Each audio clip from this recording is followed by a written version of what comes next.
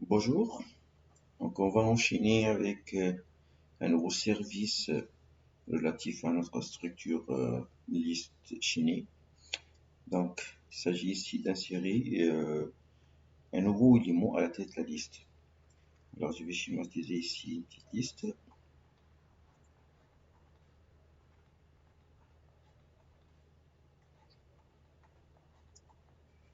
Ok, je vais considérer une liste de 3 éléments contenant les entiers 1, 2, 3. Donc voilà notre liste et on veut insérer en fait un nouveau élément à la tête de cette liste-là. Donc j'ai besoin donc d'abord de créer ce nouveau élément. C'est pour cette raison je vais déclarer un pointeur sur nœud, struct nœud, que je vais l'appeler nouveau. Et je vais allouer l'espace nécessaire en fait pour contenir les champs de ce nœud-là, ce nouveau nœud. Donc ici, struct nœud étoile, c'est un pointeur de type pointeur sur struct nœud. Malloc, je vais les élever l'espace nécessaire en fait pour contenir les deux champs de notre nouveau élément. Et je vais retourner l'adresse de ce nouveau élément vers le pointeur nouveau. Alors, je vais maintenant ajouter le nouveau clé de cet élément. Je vais supposer que le clé c'est 0 là. Ce 0 sera envoyé comme paramètre à val. Donc je vais ajouter 0 ici. Voilà. Au nouveau code, je vais écrire nouveau clé reçoit val. Ce nouveau élément, donc, il doit pointer sur l'ancien premier élément, donc, qui est cette adresse-là, l'adresse du premier élément, il est contenu déjà dans L premier. Donc, juste ici, d'écrire ici, nouveau suivant reçoit L premier. Reste maintenant à actualiser la tête de la liste L, donc pour que ça pointe sur ce nouveau élément là. Donc pour l'actualiser, il suffit d'actualiser la valeur de L'.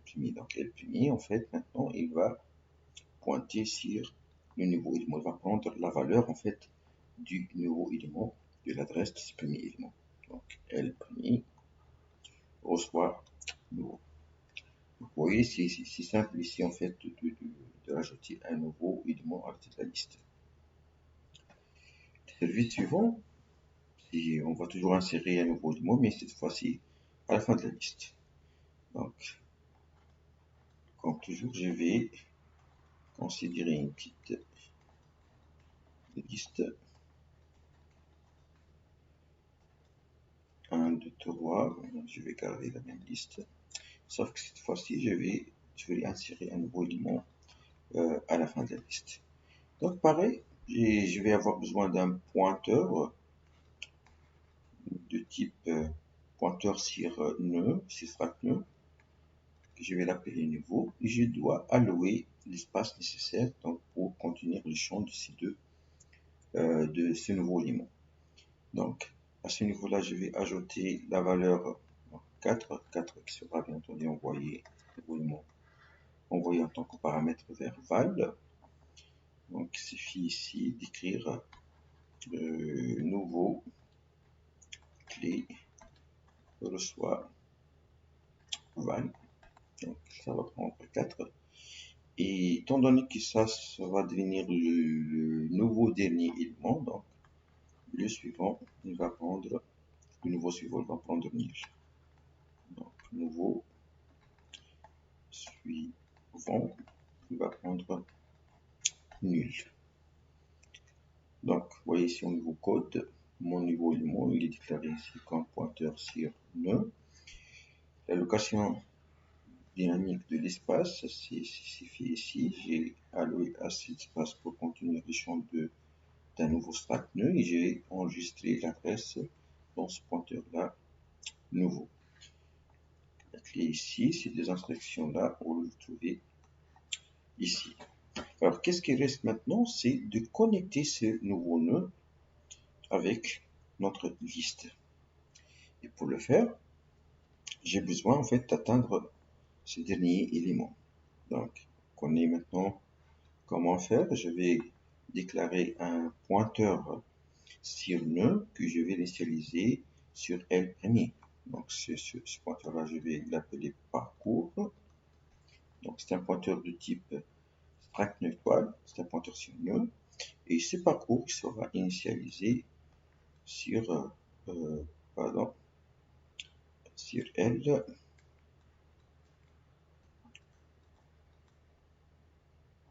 premier.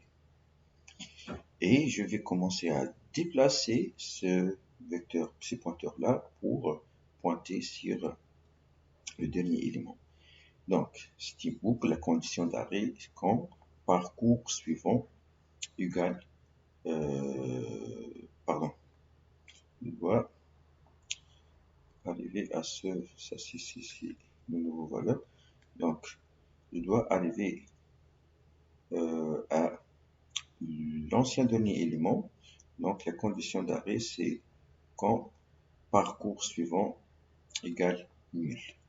Donc, ma boucle, c'est while parcours suivant différent de nil, P reçoit P suivant. Donc, c'est devenu classique. Parcours initialisé à L plus while parcours suivant différent de nil, parcours reçoit parcours suivant. Alors, une fois arrivé là, il suffit maintenant, pour établir cette connexion avec le nouveau dernier élément, d'écraser cette valeur-là, P parcours suivant initialement nil, et la remplacer par l'adresse du nouveau dernier élément qu'on vient d'ajouter. Donc à ce niveau-là, une fois sorti de la boucle, il suffit d'écrire parcours suivant, reçoit nouveau pour établir cette connexion. Voilà. Alors, y a-t-il un cas particulier ici? En fait, oui, si notre liste est initialement vide. Si notre liste est limitée, c'est-à-dire on n'a pas d'éléments dans ma liste.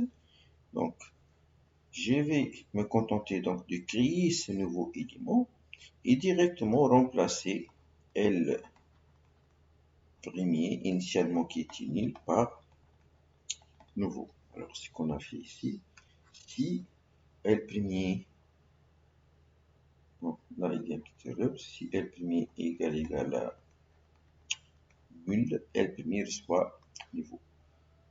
Sinon, donc on va faire le cas général, ce qu'on vient d'écrire tout à l'heure. Le service suivant maintenant consiste à supprimer un élément de la liste. Bon, un élément particulier, c'est le premier élément de la liste. Donc si ma liste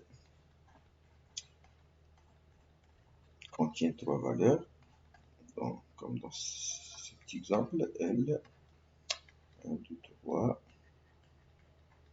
je voudrais supprimer élément.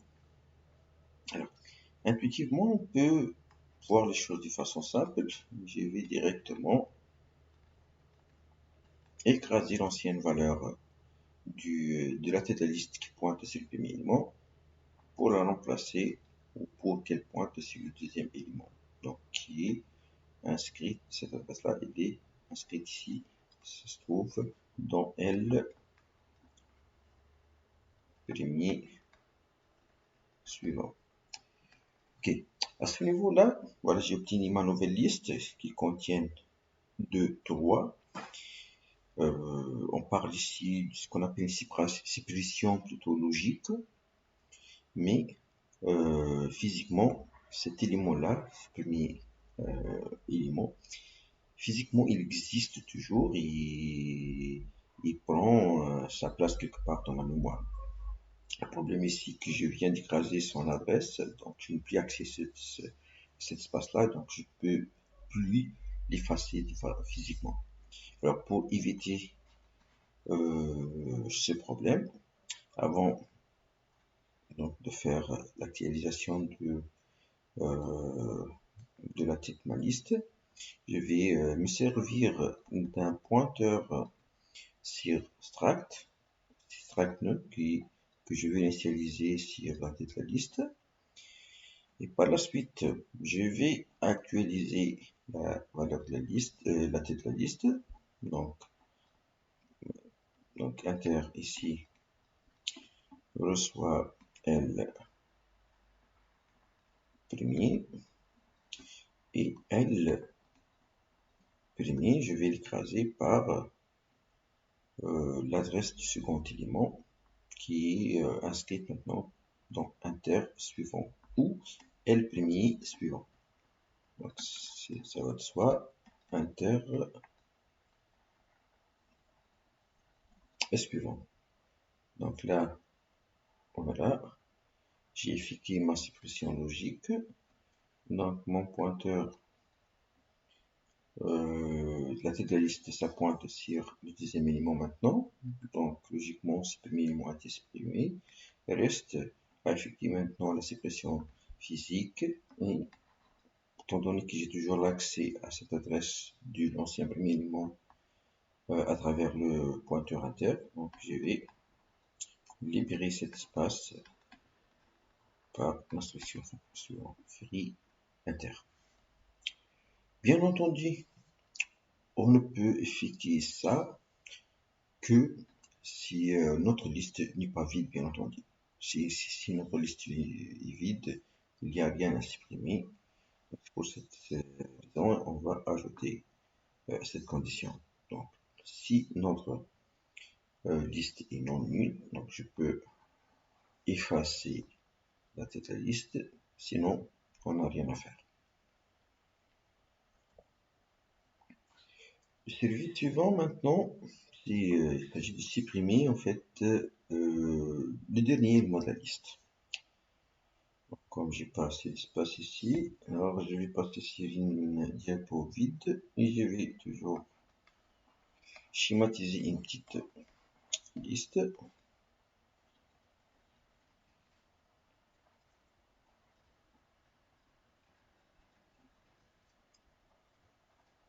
Voilà, j'ai besoin maintenant de supprimer ce dernier élément.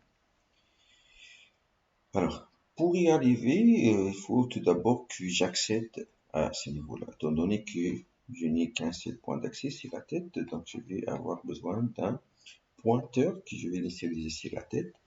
Et je vais déplacer ce pointeur-là jusqu'à arriver au dernier élément. Donc, qu'est-ce que je vais faire ici? Je vais déclarer un pointeur cirstruct nœud que je vais l'appeler parcours. Et parcours, il va initialiser sur la tête de la liste. Donc L premier. Toujours, on peut faire ça que si notre liste, bien entendu, n'est pas vide. D'accord? Alors, par la suite, je vais déplacer mon pointeur pour pointer sur le dernier élément. Donc, la condition d'arrêt maintenant, c'est parcours suivant différent du nul.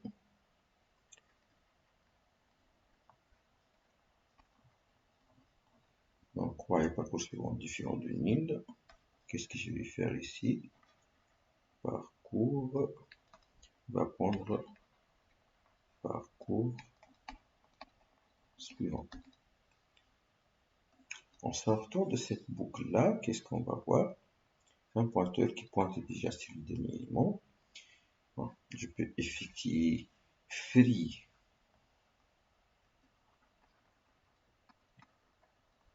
parcours. C'est quoi le problème ici? Physiquement, je vais supprimer cette valeur-là. Je vais libérer l'espace contenant ce dernier élément que je vais supprimer de la liste. Mais on a un petit souci ici, c'est que l'avant-dernier élément de notre ancienne liste, il pointe toujours sur l'adresse de l'ancien dernier élément qu'on vient d'effacer. Alors que j'ai besoin de placer nul dans ce champ-là. Et j'ai pas accès en fait à cette adresse-là. On vient de la dépasser avec le pointeur parcours. C'est pour cette raison que je vais ajouter un autre pointeur que je vais l'appeler précédent ou pred. C'est un pointeur cirstractneu. Et qu'est-ce que je vais faire à ce niveau-là? Avant d'écraser la valeur durant ce déplacement-là de pointeur parcours, avant d'écraser la valeur, je vais l'enregistrer dans ce pointeur intermédiaire. Donc vous voyez ici, en faisant cette série de déplacements, donc chaque fois, avant d'écraser l'ancienne valeur de parcours par parcours suivant, je vais garder tout d'abord l'ancienne valeur dans le pointeur interne. Donc en sortant de cette boucle-là, qu'est-ce qu'on va avoir?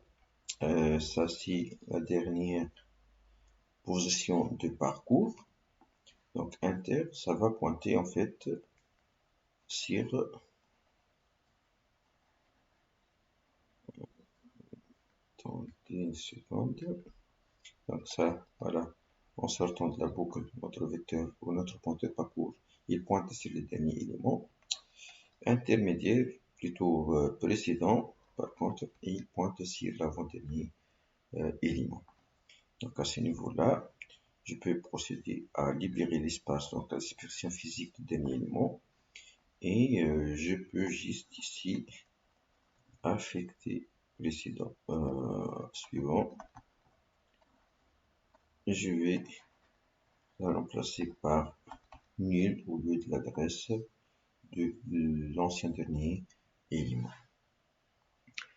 Ok, reste maintenant à voir s'il y a un cas particulier. En fait, dans ce contexte, oui, si notre liste ne contient qu'une seule valeur. Donc vous voyez ici, en fait, si notre liste contient une seule valeur, donc on n'a que supprimer cette valeur-là et notre liste, ça va devenir une liste vide. Donc ce cas particulier ici, alors je vais le placer ici.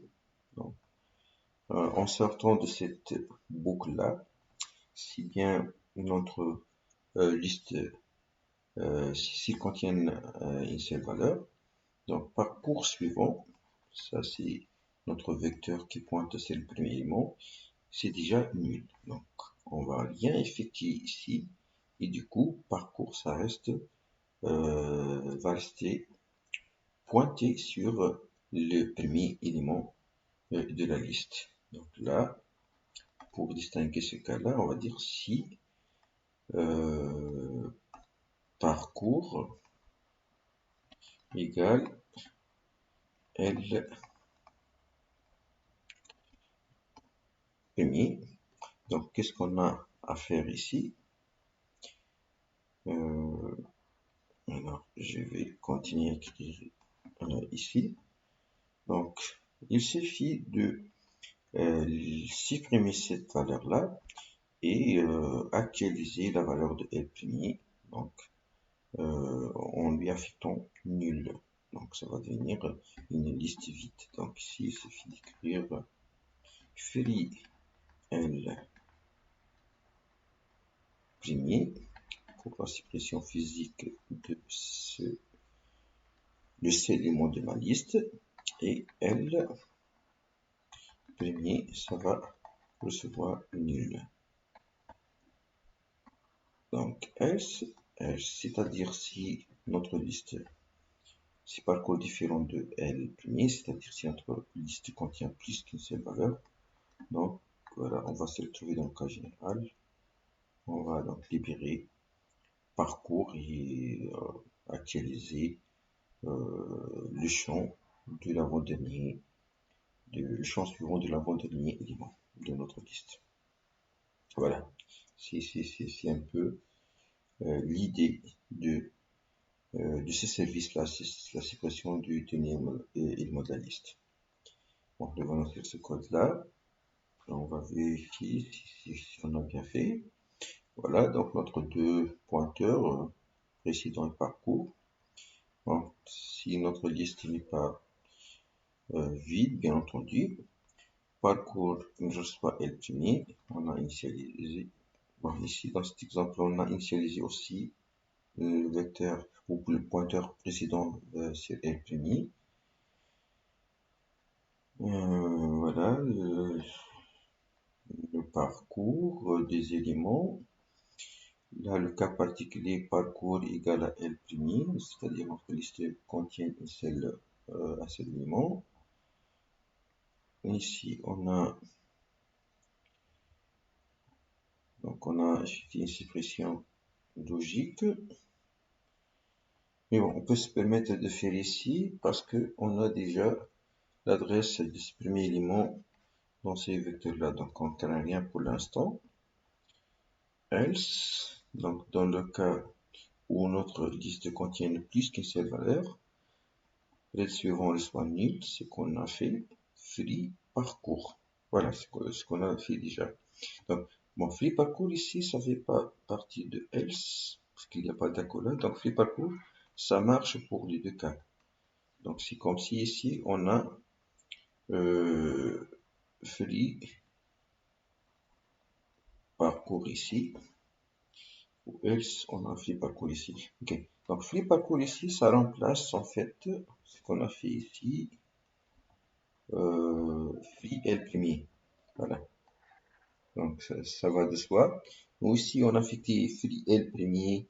Par la suite, on a actualiser la valeur du pointeur L', c'est tout à fait compréhensible parce que si j'inverse ici, donc je vais perdre l'adresse du L', du coup, je peux plus libérer cet espace-là.